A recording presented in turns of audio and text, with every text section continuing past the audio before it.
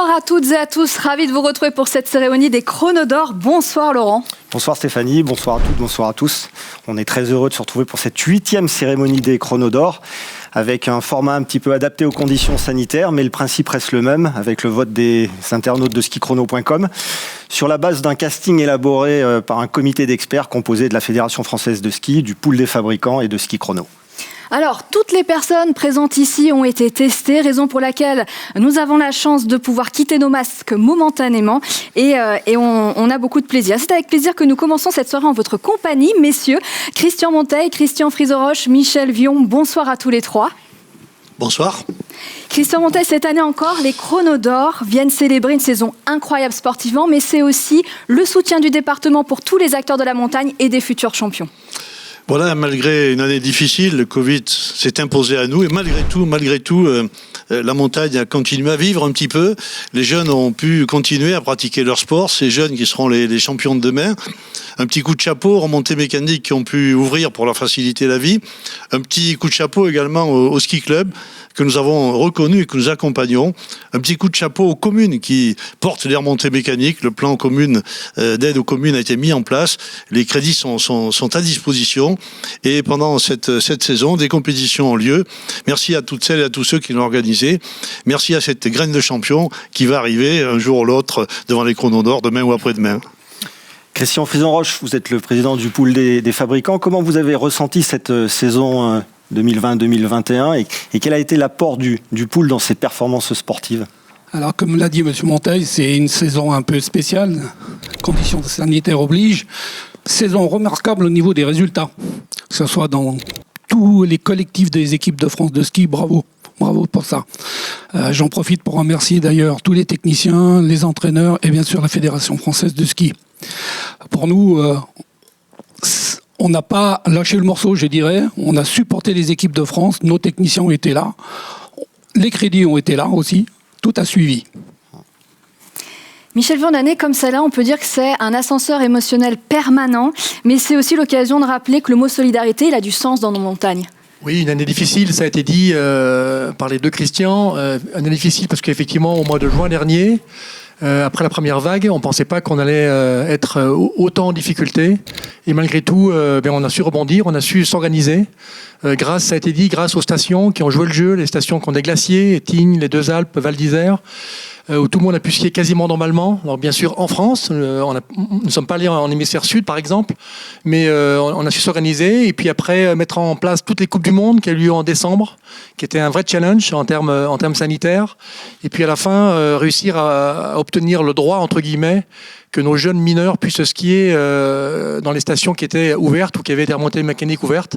Donc oui, solidaire, ascenseur émotionnel, la montagne solidaire et puis surtout un grand merci aux partenaires. C'est les stations, c'est les remontées mécaniques. Les stations ont fait des gros efforts pour que nos jeunes puissent skier. Donc, bien sûr, le pool, les fabricants, tous ceux qui ont suivi ça. Parce qu'on a beau avoir effectivement organisé des choses pour pouvoir skier, si on n'a pas l'environnement qui va autour, eh bien, c'est vite réglé. Et puis une saison émotionnelle en termes de résultats, en termes sportifs, où encore une fois, tout n'a pas été rose. Mais là où ça a gagné, quand ça a gagné, c'était les moments importants, les bons jours, les dimanches, avec la manière, souvent. Et Fabien Sagaz en parlera mieux que moi tout à l'heure.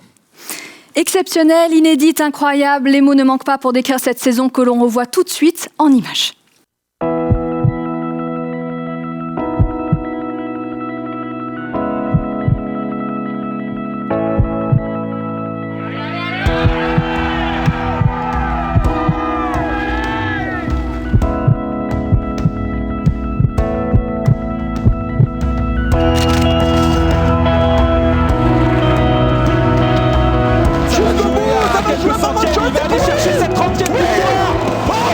Magnifique la victoire d'Alexis Pinpion, la 30e, il nous a tout tué.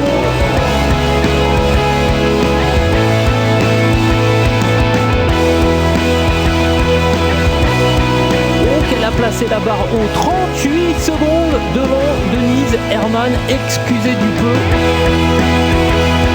Fabien Claude qui monte sur le podium, deuxième place.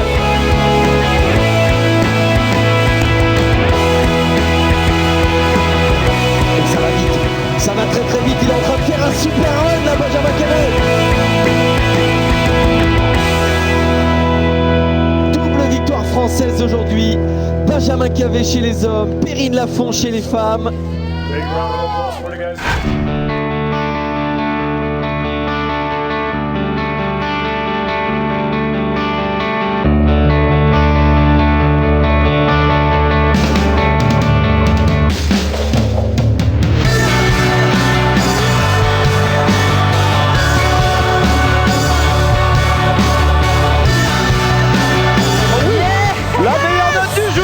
Antoine Adélis, on parlait de ce grappe sur le nose du ski. Et bien l'originalité a payé pour le Français. Victoire de Julia Simon. C'est fou et je pense qu'elle comprend toujours pas ce qui s'est passé. Scénario Elle était 11e. complètement fou, complètement dingue.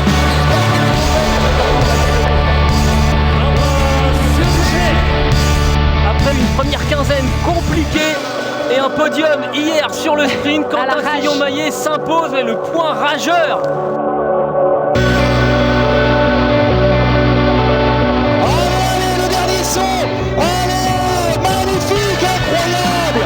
Le doublé de l'équipe de France avec Alizé Marot et Marielle Berger-Savater.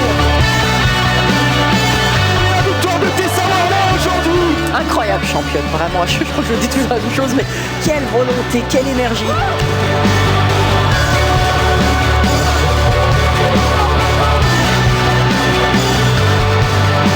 Delphine Clonel, un premier podium en carrière au sommet de l'Alpe Tchernis.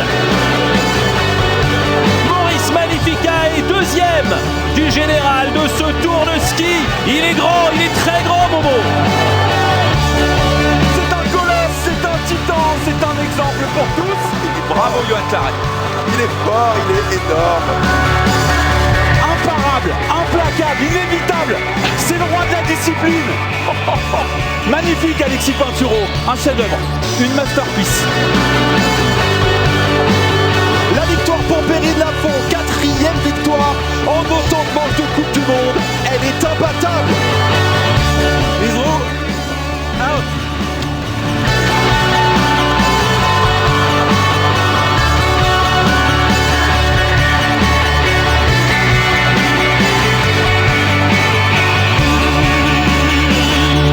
Ici c'est lui le patron. Bravo. Ça fait du bien. Et ça fait du bien. Et c'était dur. Il nous répond. Magnifique.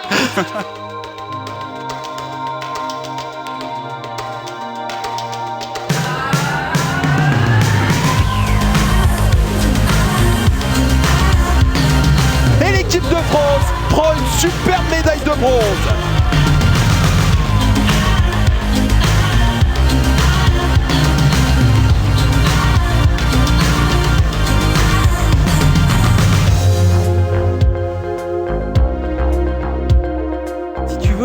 Conserver ta couronne, Emilien, tu sais ce que tu dois faire.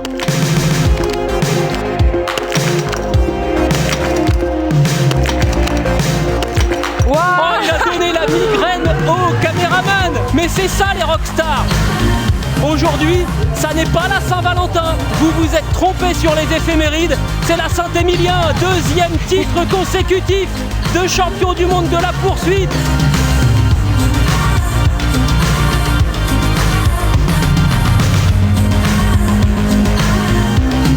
Et la médaille de bronze, la première pour l'équipe de France féminine ici à Cortina d'Ampezzo. Il a été intelligent, il a été intelligent. Et on a un champion du monde. Mathieu Febvre, champion du monde du parallèle, le premier titre de l'histoire qui tombe dans le clan tricolore. C'est fini, Julia Simon et Antonin Guigona qui vont aller chercher ce titre mondial du relais mixte simple. Bravo. Le pari de l'équipe de France a payé. Attention, faute intérieure, c'est terminé. Alexis Pinturo ne sera pas champion du monde, il ne sera même pas sur le podium. Le roi du jour est français, il s'appelle Mathieu Febvre et il est double champion du monde.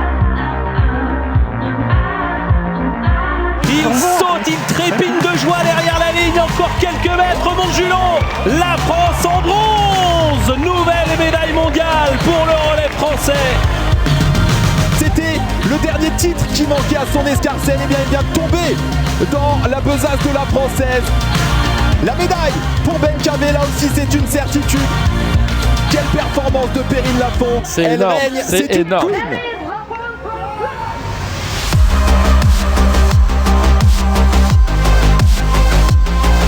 C'est bijou, c'est pour lui. Il est flamboyant. Le Phoenix Mathieu Fèvre est de retour. Il s'impose aujourd'hui pour 75 centièmes. Après ces 2 titres de champion du monde, c'est une résurrection. On savoure.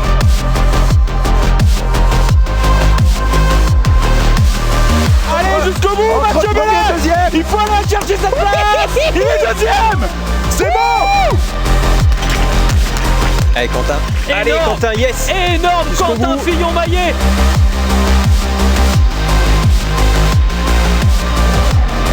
Il est devant pour 28 centièmes. La libération pour le skieur de Val d'Isère. Il a enfoncé. Et c'est terminé. La catastrophe. Quand les planètes sont alignées, il est imbattable, il est Clément fort. Noël. La France et les amoureux du ski alpin attendent ça depuis trop longtemps, JP. Oui, mais Alexis, il va le faire, il va le faire. Il écrit sa légende course après course, le Français de 30 ans. Il a 30 ans attention. aujourd'hui. Il est indestructible. La victoire d'Alexis Pinturo. Oh là là. La 34e victoire. Les frissons. La 18e en géant. Le globe du géant, JP. Le globe du classement général. Il n'y a qu'une vérité dans le sport. Le vainqueur a toujours raison. Alexis Pinturo est un immense champion. Alexis Pinturo!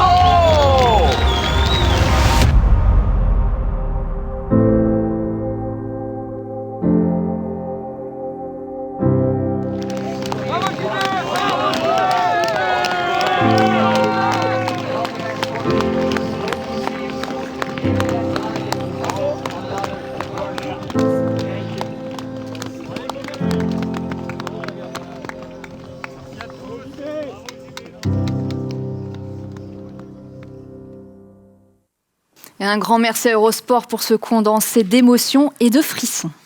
On ne s'en lasse pas. Bonsoir Fabien Saguez. Vous Bonsoir. êtes le directeur technique national de la Fédération française de ski et à ce titre responsable de ces résultats sportifs. Quelle saison, 92 podiums, 5 titres de champion du monde, des globes de cristal, de l'émotion, des frissons, une belle saison, du panache, mais aussi une saison difficile. Une saison difficile, bien évidemment pour la mise en place de tout ce qu'on a connu, mais de ce que tout le monde a connu. Pour moi, et je l'ai déclaré assez souvent cet hiver, disons que si on a réussi au moins à donner du bonheur aux gens, ça c'est une grande fierté. Et au vu du nombre de messages, de témoignages qu'on a pu recueillir, très honnêtement, je crois que ça a été réussi. Qu'est-ce que vous retenez on a vu toutes ces images, tous ces podiums, qu'est-ce que vous retenez dans cette saison, ce qui vous a marqué ? Ouais, il y a plein de moments qui m'ont marqué, quelques moments en particulier. Je pense au relais du ski de fond, qui est toujours un moment de partage incroyable. Je pense au double titre de Mathieu Fèvre sur les championnats du monde de ski alpin. Ça faisait très longtemps que c'était pas arrivé. Je pense évidemment à cette poursuite magique de Poliuca d'Emilien Jacquelin. Je pense évidemment au gros globe de cristal et à son dénouement concernant Alexis Pinturo. Et puis j'ai une vraie pensée pour notamment 2 athlètes qui nous ont fait rêver, avec lesquels on a partagé des moments incroyables tout au long de leur carrière. C'est Julien Liseroux et Jean-Baptiste Grange. C'était cette espèce de paradoxe des émotions qu'il pouvait y avoir à certains moments dans la saison, mais notamment sur cette finale à Lenzerheide. On clôture 21, mais j'imagine qu'en tant que DTN, vous êtes déjà dans la perspective. 2 années énormes nous attendent. J'imagine que c'est plus simple de les préparer dans ces conditions-là. C'est toujours à la fois plus simple, à la fois plus compliqué. C'est en fait comme le sport, comme le ski en règle générale, comme ce qu'on peut voir sur certaines images. Des drames, des moments très hauts, des moments très bas, des succès, qui fait que quand on repart sur cette perspective avec un fil rouge qui est les Jeux Olympiques de Pékin, évidemment l'hiver prochain, dans ce contexte particulier, donc une vraie adaptation d'une année Covid-2, faut le dire comme ça, parce que c'est un peu le leitmotiv de la remise en place de la saison qui arrive. Et puis cette perspective des championnats du monde à domicile en ski alpin en 2023 à Courchevel, on sait que quoi qu'il arrive, on dit toujours ça va aller très vite. En fait, ça va toujours plus vite. Et quand on dit c'est demain, non, c'est pas demain, c'est dans la prochaine minute. Et il y a les finales aussi. Bien évidemment, en 2022, ça sera les prémices des mondiaux qui clôturera la saison 22, qui sera une saison olympique, avec la complexité de réussir les Jeux olympiques et des championnats du monde à domicile. Un beau programme en perspective. Merci beaucoup Fabien Sagaz. Merci à vous. Il est temps de célébrer cette saison et de récompenser les athlètes. On démarre tout de suite en images.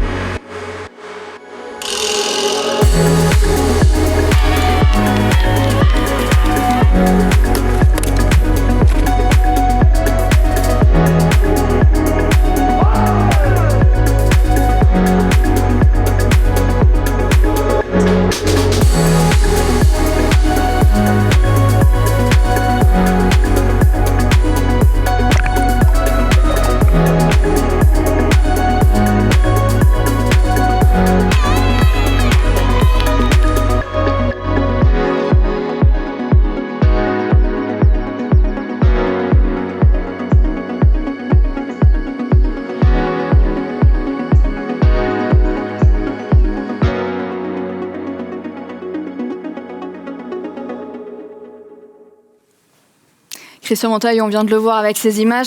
La Haute-Savoie, véritable terrain de jeu à la fois pour les passionnés mais aussi pour les sportifs de haut niveau. Bien sûr, aujourd'hui nous célébrons les sportifs de haut niveau qui nous donnent tellement de plaisir dans ces moments difficiles, qui ont éclairé un peu notre quotidien cet hiver. On les retrouve derrière le masque, ils posent le masque en ce moment et on est heureux de les voir sourire et profiter de leur performance. C'est un signe très très fort pour la jeunesse, pour la société et pour le pays.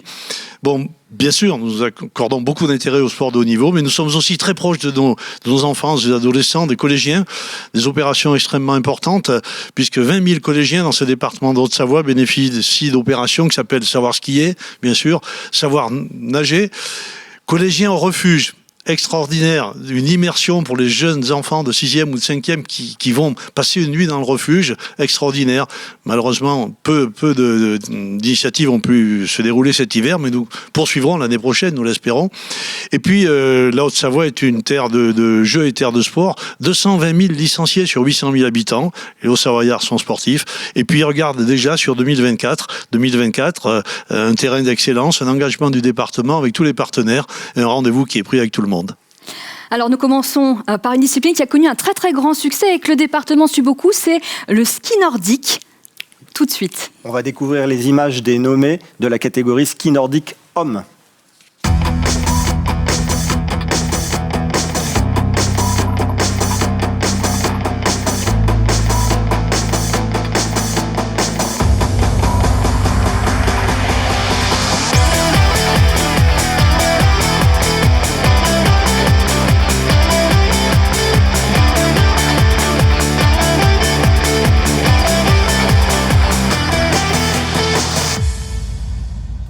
Voilà, et un grand merci à l'agence Zoom pour la réalisation des vidéos qui vont nous permettre de voir tout au long de cette soirée qui sont les nommés. Alors Christian Monteil, qui est le vainqueur de cette catégorie ? Attention, ouverture de l'enveloppe. Alors le vainqueur est Maurice Magnificat. Bonsoir Maurice, bienvenue. Merci. Bonsoir Maurice, le trophée Chrono d'Or offert par le département avec un petit clin d'œil pour Marie-Antoinette Métral. Ah oui, bien sûr, c'est gentil, c'est gentil. On pense à elle. Merci et bravo. Merci à vous. Bonsoir Maurice, félicitations.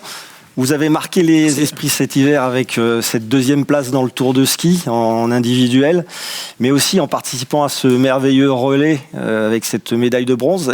De ces deux performances, laquelle pour vous a le plus de sens ? C'est vrai que c'était deux belles émotions dans la saison. C'est vrai que le relais, c'est quand même particulier. De le refaire, on avait ouvert les compteurs en 2014 aux Jeux Olympiques et puis là, hormis 2017 en fait au Championnat du Monde, on a chaque fois pris cette médaille de bronze qui est presque la plus convoitée parce que l'argent et l'or sont bien prises. Donc c'est vrai que c'était vraiment une belle édition, un beau relais cette année là et voilà des championnats un peu spéciaux, mais finalement où les organisateurs ont réussi à faire un bel événement quand même. On s'est régalé, on s'est pris au jeu et puis de partager ça avec ces petits jeunes là, parce que je commence quand même à être plus sur la fin que le début. Justement, vous êtes le trait d'union depuis 2014 entre ces générations, vous êtes toujours là. Derrière, ça défile un petit peu, mais il y a toujours cette constance. Vous le disiez, devant c'est dur, mais est-ce que vous rêvez pas quand même de pouvoir, pour 22 à Pékin, essayer d'aller titiller les Russes et les Norvégiens ? Non, bien sûr, c'est vrai que sur le Tour de ski, ça a été une bataille un peu franco-russe, donc on sait que quand on a tous nos moyens et on est capable de finir devant eux. Il faut que tout soit aligné, c'est sûr, mais bien sûr que l'horizon 2022, on y pense et on va repartir sur une préparation justement dans le but d'aller encore confirmer, j'ai envie de dire, mais notre statut de 3e nation mondiale et peut-être mieux. Voilà, donc c'est vrai que sur ce relais, on essaye de pas survendre, mais on sait que maintenant cette médaille de bronze, on l'a, on l'a eu plusieurs fois. Il faut que tout soit réuni pour les battre, mais on sait que c'est faisable, donc voilà. On vous le souhaite. Merci. On vous le souhaite, Maurice. Bravo à vous. Et on passe tout de suite à la catégorie ski alpin dames.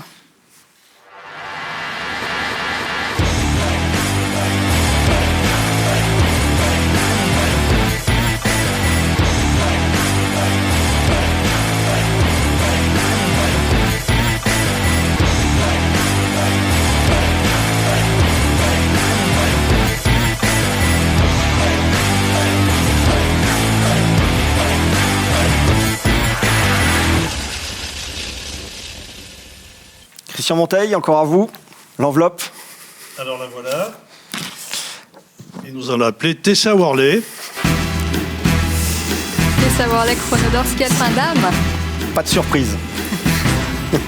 Bonsoir Tessa. Merci. Voilà, bravo. Tessa, avec un petit clin d'œil aussi d'un élu de votre territoire qui s'appelle Jean-Paul Amoudry. Oui. Voilà, merci beaucoup et bravo. Merci, c'est gentil. Bonsoir Tessa, félicitations. Bonsoir. C'est un chrono d'or, j'allais dire, qui doit vous faire chaud au cœur parce que c'est le symbole d'une saison où vous avez retrouvé la victoire à Kronplatz en janvier. Vous avez décroché une médaille en parallèle aux mondiaux. Et c'était une saison aussi difficile avec des mois de galère. Qu'est-ce qui fait que vous ne lâchez pas ? Alors, ce qui fait que je lâche pas, c'est justement cette sensation, ces émotions que je peux vivre lors de ces courses. C'est vrai que la victoire, j'étais pas tout à fait sûre de l'avoir encore au fond de moi, mais on a continué à travailler dur avec mon staff, avec toute l'équipe autour de nous, et ça a été et voilà, c'est toute l'envie, la motivation qu'ils ont me donne voilà cet élan, cette motivation de me battre, et ça vaut le coup parce que j'ai encore ça dans les jambes, donc c'est cool. Vous allez capitaliser pour la saison prochaine, c'est une saison olympique. Vous avez une histoire un peu contrariée avec les Jeux Olympiques. En 2010, à Vancouver, vous étiez en route pour le podium dans un géant un peu particulier qui s'est déroulé en 2 jours. Vous avez malheureusement fini 16e. Sochi, vous l'avez loupé à cause d'une blessure au genou. Et à Pyeongchang, vous avez fait 7e. Vous abordez Pékin avec un petit air de revanche ? Pas forcément, mais c'est vrai que j'ai eu des expériences, on va dire, pas forcément très joyeuse aux Jeux Olympiques, pas non plus malheureuse, faut pas noircir le tableau, mais voilà, les Jeux c'est tous les 4 ans, c'est pas évident d'être vraiment à son top niveau et d'être performant surtout, parce que c'est vrai que sur la Corée, j'ai vraiment senti que j'étais arrivée à un super niveau, j'étais capable d'aller chercher cette médaille. Malheureusement, il faut aussi faire 2 manches solides, pas faire d'erreurs sur ce genre, déjà sur les grands championnats, mais en plus sur les Jeux Olympiques. Donc j'en suis repartie avec encore plus d'expérience, et puis ce que j'espère l'année prochaine, c'est de pouvoir mettre toute cette expérience à profit Et puis d'arriver avec tous les feux ouverts et surtout de jouer les places sur le podium et pourquoi pas la victoire, ça serait génial. Christian Mondet, un petit supplément d'âme, j'imagine, ce trophée pour Tessa Worley que le département suit depuis qu'elle est toute petite, non ? Bien sûr, j'ose pas dire ça parce que ça la vieillirait, mais c'est pas le cas. Mais c'est vraiment un grand plaisir que de se retrouver. Ouais. C'est de l'endurance, c'est du solide et on est à vos côtés. Et, allez, à tes côtés, bravo et encore. Merci beaucoup pour tout ce soutien toutes ces années. Et puis, c'est vrai que cette saison, on l'a encore plus vécu. Je pense le soutien qui était derrière nous était encore plus palpable parce que, c'était une saison compliquée pour tout le monde et nous, on a réussi à faire des compétitions et puis, on a essayé de tirer notre épingle du jeu et d'être performants. Et voilà, c'est une saison qui a été au bout, donc on était très contents et le soutien nous a fait du bien. Merci. Bravo Tessa, merci pour cette belle saison. Et on passe à la catégorie ski freestyle, snowboard homme.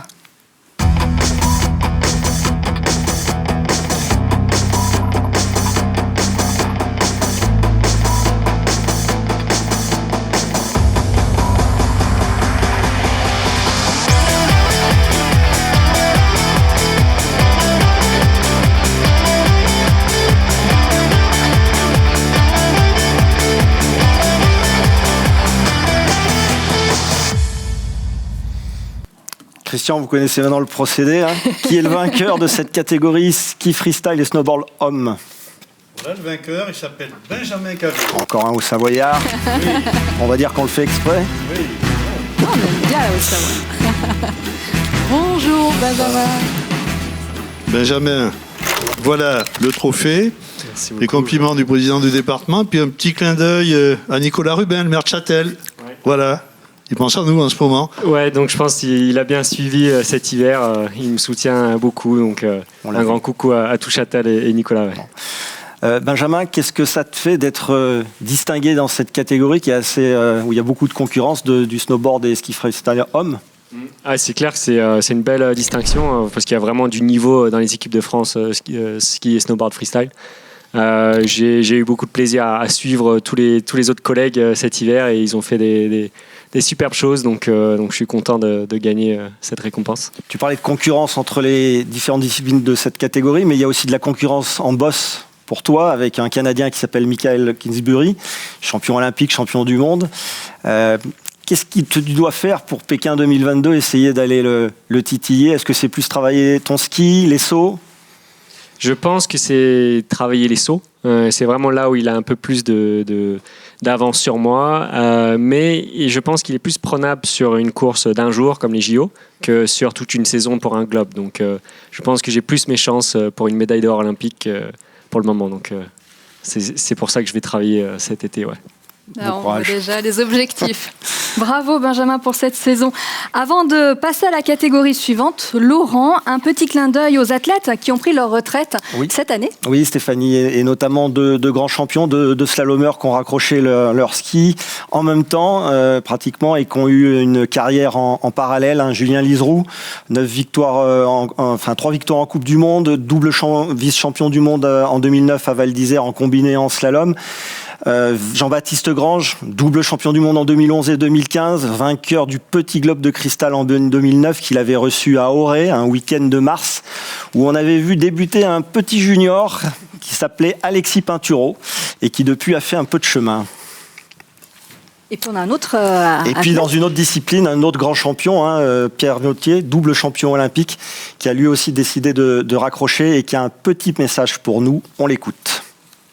Bonjour à tous, je profite de cette opportunité de remise des chronos d'or pour vous saluer en tant que jeune retraité. Durant toutes ces années de carrière, ma passion pour le sport, pour la performance, m'ont guidé vers le plus haut niveau. Ça a été des joies immenses, des peines que je croyais inconsolables, des moments de partage inoubliables, mais surtout à la fin une expérience de vie unique et irremplaçable. Je remercie bien évidemment mes partenaires, la fédération et ses staffs, ma famille, mes proches, sans qui tout ça aurait été forcément impossible. L'heure est à la construction de nouveaux projets. Certains seront, je l'espère, sur une planche de snowboard et d'autres seront dans un environnement complètement différent, je pense. J'en profite aussi pour féliciter tous les athlètes qui ont brillé et qui nous ont régalé de leurs résultats magnifiques cette saison. Une saison que j'imagine tout particulière pour vous. Donc bravo à tous et bien évidemment aussi mes vœux de soutien à tous les autres qui n'ont pas forcément réussi à la hauteur de ce qu'ils imaginaient. Une pensée toute particulière aussi pour Julie Pomagalski qui nous a quittés il y a peu et qui nous manque déjà beaucoup. Je vous souhaite à tous une bonne soirée et à bientôt pour de nouveaux projets. Voilà, Pierre Voltier qui rend hommage à Julie Pomagalski. Nous avons ce soir une grande pensée pour elle et pour tous ces passionnés de la montagne qui nous ont quittés cette année vraiment trop tôt. Laurent, on passe à la catégorie suivante. Oui, la catégorie du ski nordique dames. On va découvrir les nommés en images.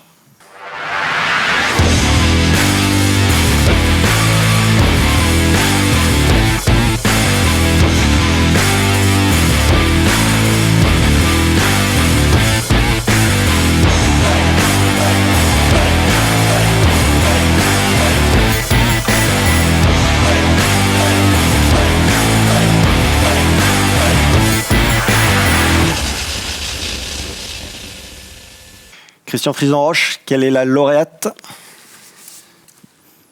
Delphine Claudel. Et on accueille Delphine.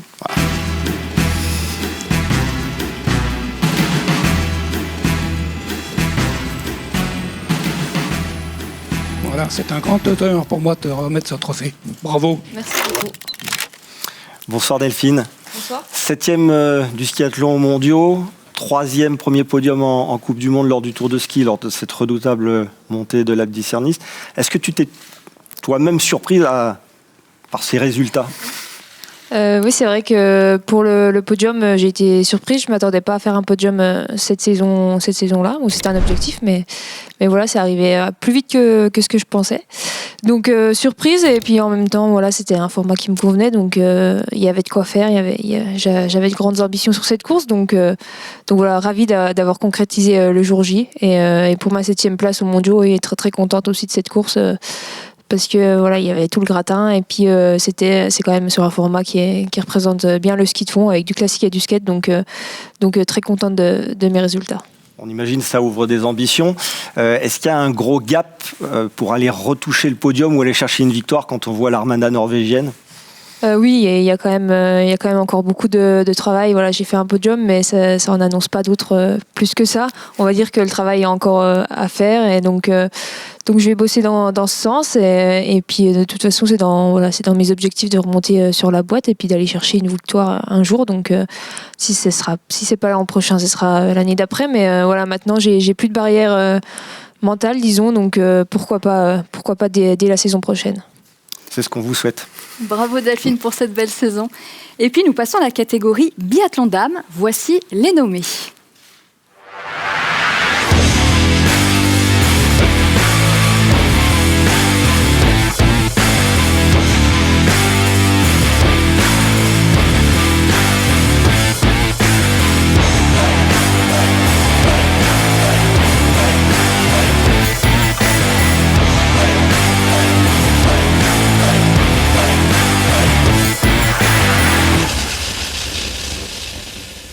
Christian, juste avant d'ouvrir l'enveloppe, cette catégorie a été la plus disputée entre Julia Simon et Anaïs Chevalier-Boucher, qui jusqu'au bout étaient, j'allais dire, au coude à coude. Est-ce que vous pouvez nous révéler le nom de la gagnante? 2 grandes championnes, donc on va voir ça. La gagnante est Julia Simon.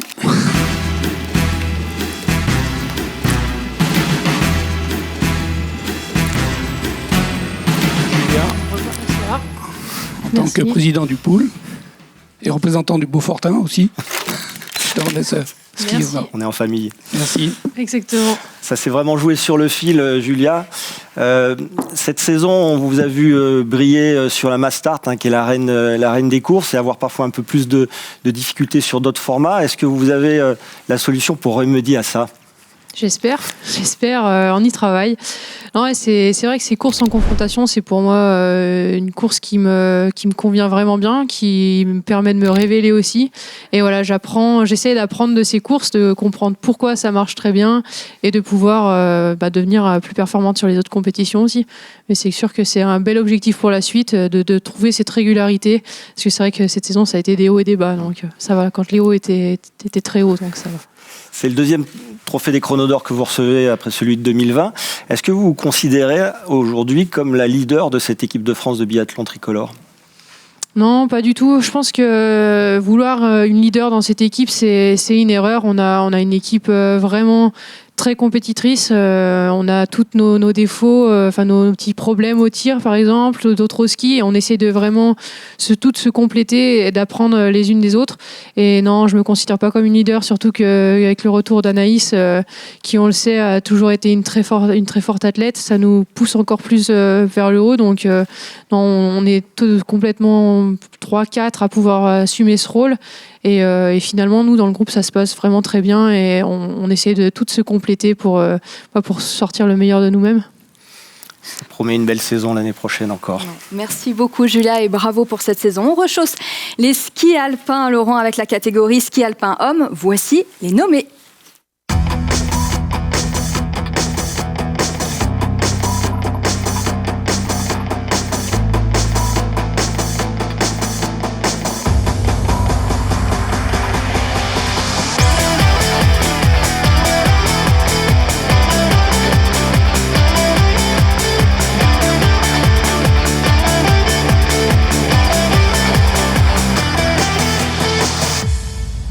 Et nous a rejoint sur ce plateau Laurent Micol, directeur de l'agence montagne de la Caisse d'épargne Rhône-Alpes. Bonsoir. Nous sommes ravis de vous avoir avec nous ce soir. On rappelle que la Caisse d'épargne Rhône-Alpes est depuis 25 ans un partenaire majeur de la Fédération française de ski. Laurent Micol, avant de dévoiler le nom du vainqueur, quel bilan vous faites de cette saison et est-ce que vous avez vibré comme nous tous ici durant cette année ? Oui, je crois qu'effectivement, on a connu une année exceptionnelle.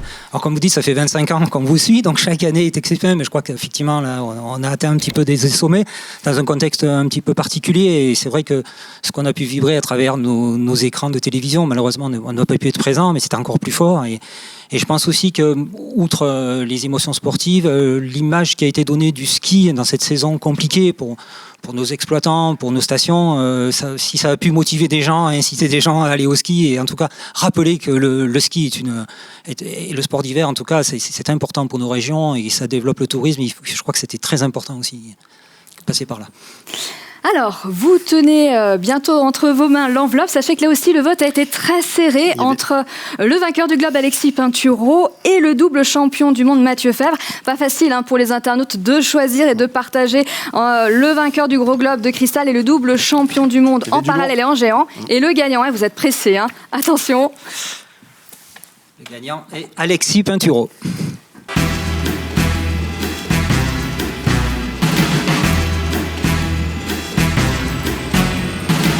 Bonsoir Alexis. Bonsoir Alexis. C'est un grand honneur de vous remettre ça. Merci beaucoup. Un grand bravo pour cette magnifique saison. Merci. Je mesure le travail et l'abnégation pour arriver à ce niveau-là et pour arriver à tout ça. Et en tout cas, un grand bravo au nom de tous les employés de la Caisse d'épargne Rhône-Alpes. C'est gentil, merci. Bonsoir Alexis. Dans cette course haletante au Gros Globe, à quel moment avez-vous senti qu'il ne pouvait plus vous échapper ? Je pense que quand on fait du sport, on reste toujours relativement les pieds sur terre. On se dit jamais que les choses sont acquises trop tôt. Quoi qu'il en soit, je savais pertinemment que ça allait se jouer du coup sur les dernières épreuves, ce qui est normal. Ça se joue souvent, très souvent même sur les dernières épreuves. Et j'avais clairement identifié l'envie de vouloir gagner, notamment sur le dernier géant, parce que en gagnant, je laissais aucune chance à Marco Odermatt, qui était mon rival du moment, et donc je m'octroyais automatiquement le globe de la spécialité, mais aussi du coup le globe du général. Donc l'objectif pour moi, il était très clair, et c'était l'objectif sur ce dernier géant, et puis bien sûr le slalom qui a suivi, et bon, même si les choses se sont finies un peu avant.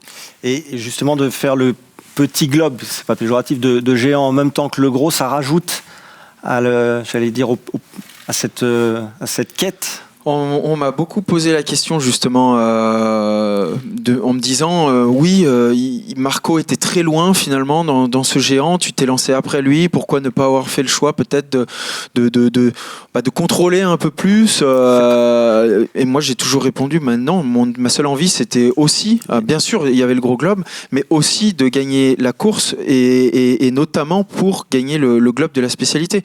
Donc pour moi l'objectif il était relativement clair et je pense que c'était essentiel pour moi de rester très simple et l'une des manières les plus simples dans mon ski et dans ma manière de vivre l'événement, c'était de tout donner et finalement d'aller chercher une victoire à la clé. Ouais. Avec le panache. Laurent Mécole, j'imagine, vous l'avez dit, que c'est une fierté d'avoir remis ce trophée à Alexis Pinturo ce soir. Oui, je pense que j'ai fait beaucoup de jaloux au sein de mon entreprise, même au sein de certains de mes amis d'ailleurs. On va vous garder avec nous du coup. Merci beaucoup Alexis. Merci pour toutes ces belles émotions et je crois savoir que vous êtes très attentif à votre matériel. Ça compte beaucoup pour vous. Et justement, ça tombe bien, le matériel, c'est un allié indispensable dans la performance des athlètes, comme vous allez le voir en image avec le pool. La relation avec le technicien, elle est toujours très très importante. C'est vraiment les mecs de l'ombre qui ont une importance primordiale et qu'on voit jamais en fait. C'est plus qu'une relation de couple des fois. C'est un petit couple, hein. Pas loin.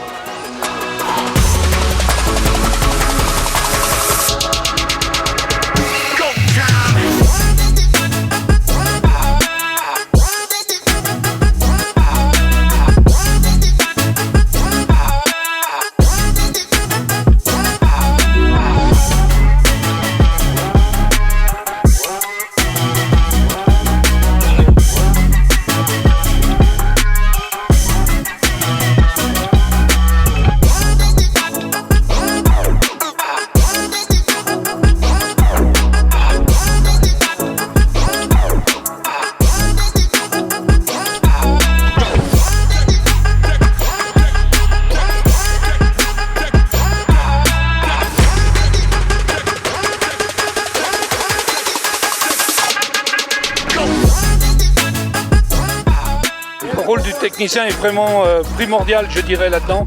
Et il y a vraiment une confiance entre le coureur et le technicien.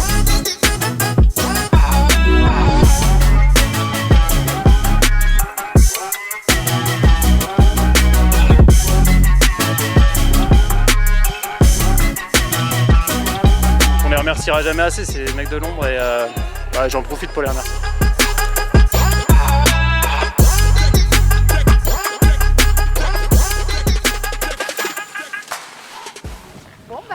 C'est des nouveaux protos.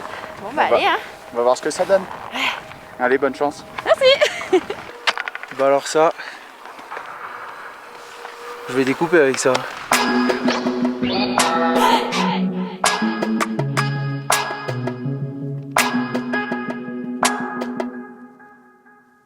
Morgane Redouin, secrétaire générale du pool des fabricants, nous rejoint sur ce plateau. Bonsoir Morgane. On l'a vu, la performance de l'athlète est indissociable du travail du technicien. Et pour vous et le pool, quel sens vous donnez à cette cérémonie des Chronos d'Or ? Bien, vous savez, donc le rôle du pool, c'est de fournir du matériel, c'est de fournir du service avec les techniciens. C'est un très long travail en amont de la saison. C'est un travail qui a déjà commencé ces jours-ci, là en avril, où on teste déjà les skis de l'année prochaine. Alors vient le temps de la préparation du matériel, vient le temps de l'entraînement, vient le temps aussi du départ de la Coupe du Monde et des victoires qu'on célèbre aujourd'hui justement. Et c'est ça aujourd'hui, c'est les Chronos d'Or, c'est cette célébration des victoires. On pense que c'est un moment qui est très important. Les célébrations, en ce moment, on en a aussi besoin. On traverse un moment très difficile, le monde du ski. Les industriels du ski souffrent énormément en ce moment. Et du coup, c'est important de aussi célébrer, de garder cet esprit-là. Et aussi, je dirais que les Chronos d'Or, c'est une véritable dynamique, c'est un lien. Il ne faut pas l'oublier, la résultante d'un vote populaire, si je puis dire ainsi. Et c'est un lien qu'on veut absolument garder entre les passionnés de ski et les athlètes, qui soient affiliés à la Fédération française de ski ou pas. Ce lien compte et on pense que les Chronos d'Or, c'est véritablement une dynamique pour notre univers. Merci beaucoup Morgane Redouin. Ce soir, vous avez aussi mis en lumière tous ceux qui travaillent dans l'ombre et ça, c'est vraiment, vraiment très, très bien. C'est une clé de la réussite. Les hommes qui sont en préparation et au pied des coureurs, puisque c'est véritablement l'image, sont véritablement des acteurs de la résultante et des victoires. Et les athlètes les oublient rarement d'ailleurs, ils les associent à leur victoire. Allez, nous passons à la catégorie suivante avec le ski freestyle snowboard dames.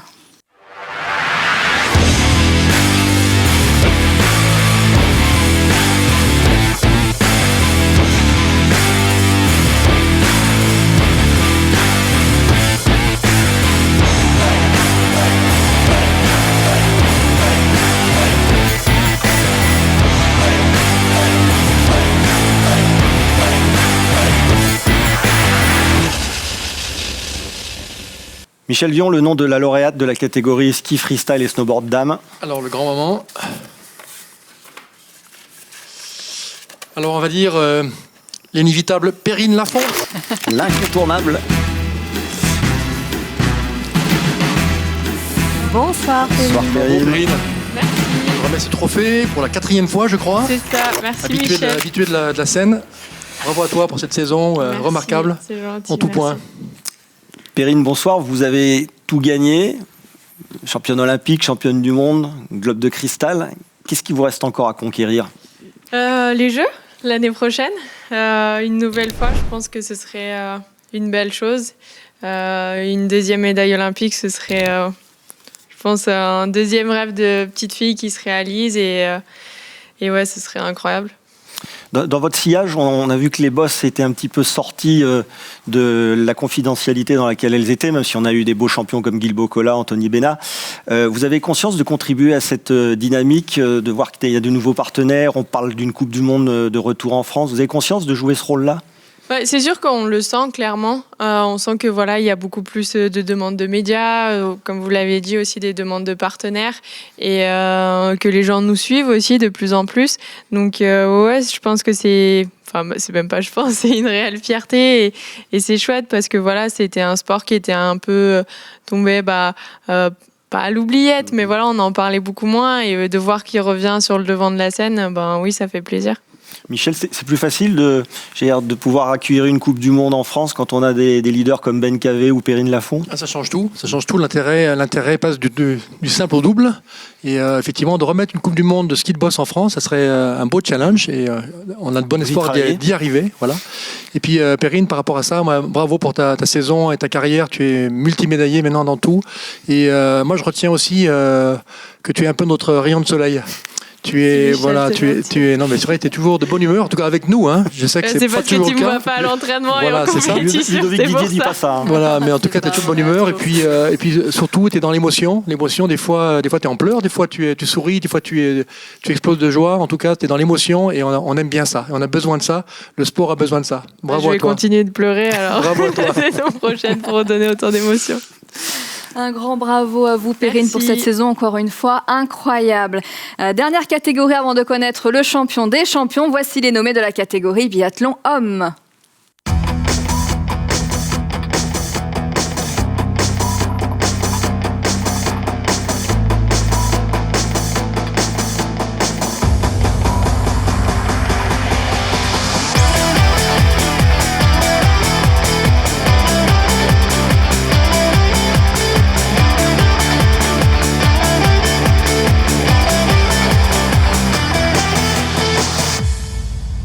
Michel, là encore une catégorie assez disputée avec une belle équipe de France, biathlon homme. L'enveloppe.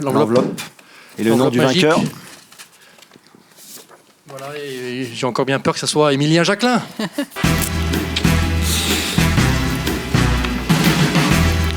Bonsoir, Émilien. Bonsoir. Bonsoir Émilien. Très honoré de te remettre encore ce trophée.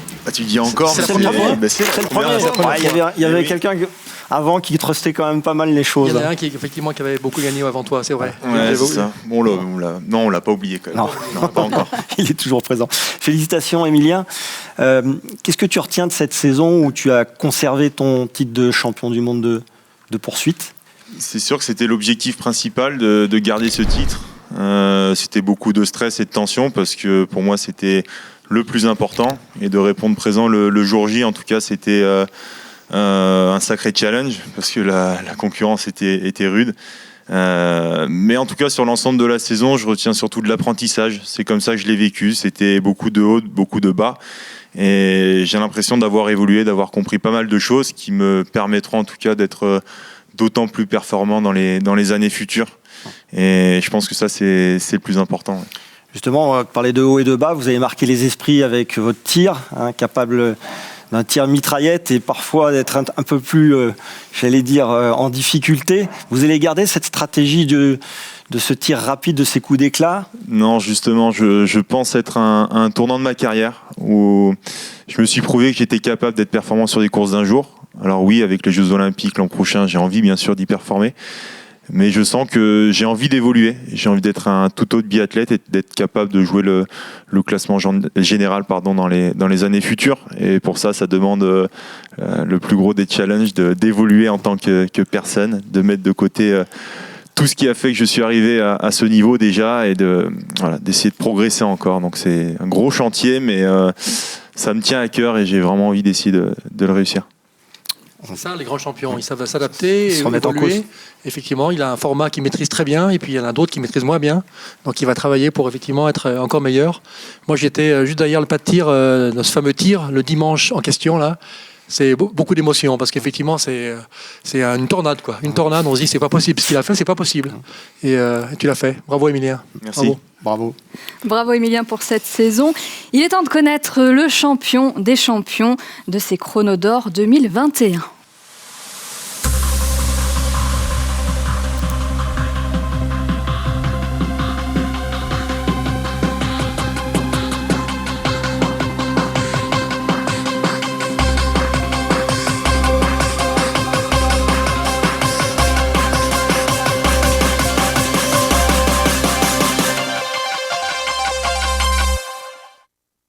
Christian Monteil, on arrive à l'épilogue de ce millésime 2021 des Chronos d'Or. Qui est le champion des champions ou la championne des championnes? Le champion, parce que c'est un champion des champions, au masculin et au féminin. Le champion est Alexis Pinturo. Il nous rejoint.